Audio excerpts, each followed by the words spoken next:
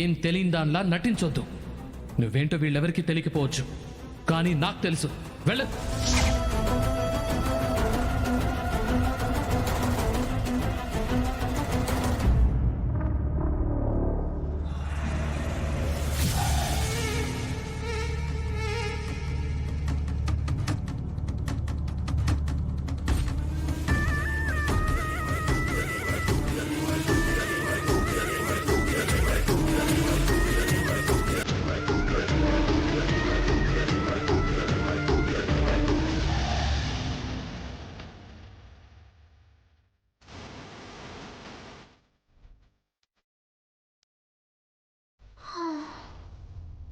శరణ్య,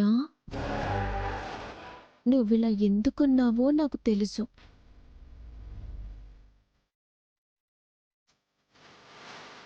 నా మూలంగానే కదా.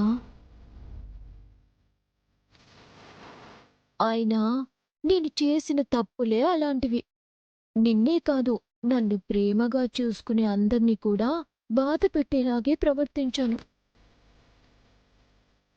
నేను తప్పు చేశాను శరణ్య, చాలా పెద్ద తప్పు చేశాను.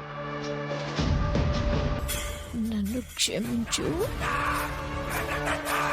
అక్క, చేయాల్సిన తప్పులన్నీ చేసేసి అందరినీ కోల్పోయాక ఇప్పుడు క్షమించమంటే మాత్రం ఏంటక్క ఉపయోగం? అయినా ఈ ఇంట్లో వాళ్ళెవరికి నువ్వు అక్కర్లేదని బయటికి పంపించేశారు కదా.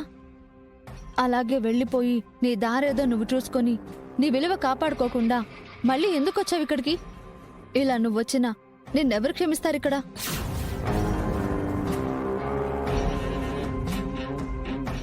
ఎవరు క్షమిస్తారో నాకు తెలీదు శరణ్య, కానీ నీ అక్కని కదా, నువ్వు కూడా నన్ను క్షమించలేవా? ఎలా అక్క క్షమించేది? నువ్వు నా జీవితాన్ని నాశనం చేయాలని చూసావు.